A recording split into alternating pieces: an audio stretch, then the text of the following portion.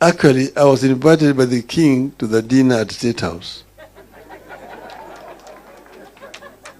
Because he is a personal friend.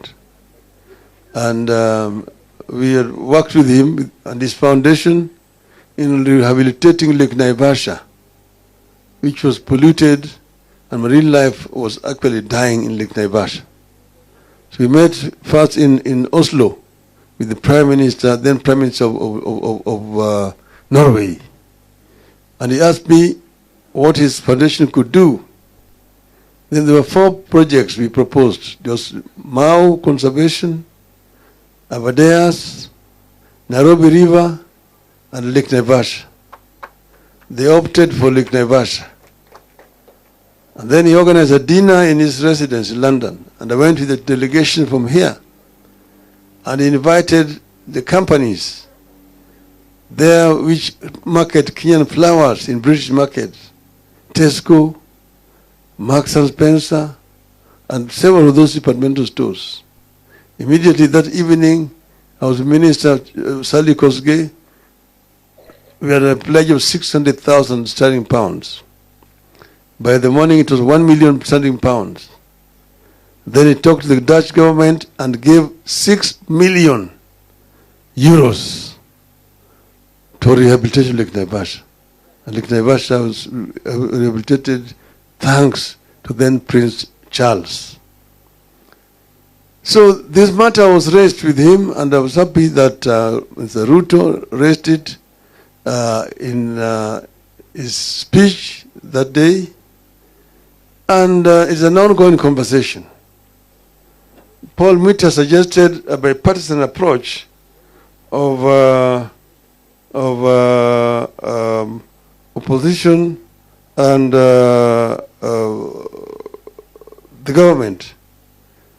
But this must be an inclusive process that deals with all historical injustices and ensure that justice is done and that this matter is finally put to rest permanently. The late General Kiboko had mentioned when we went to bury Mukami in Nyandarua that they are the ones who buried Dedan Kimathi in Kamiti. That he knows where the Dedan Kimathi's grave is in Kamiti. This is an issue that need to be resolved. Mama Mukami, I wish all the times I was talking to her was that she wanted her husband to be exhumed, the remains, and be buried respectfully at their home. This is also a pending issue that we need to follow up.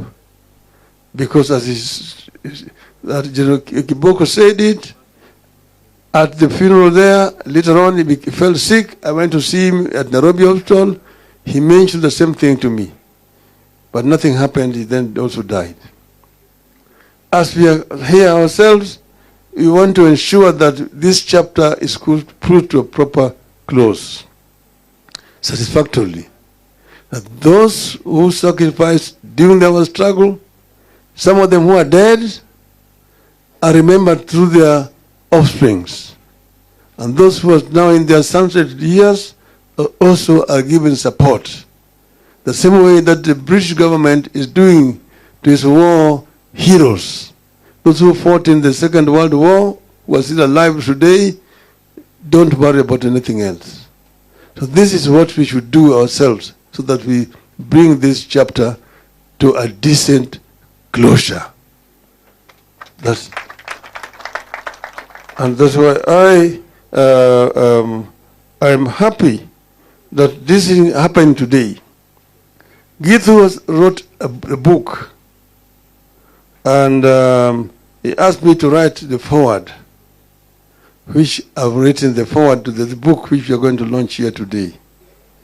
In it, he has given a very good account of what transpired and how the betrayal happened. The wrongs which were done need and must be corrected. And I'm ready to work with you people to ensure that this is done.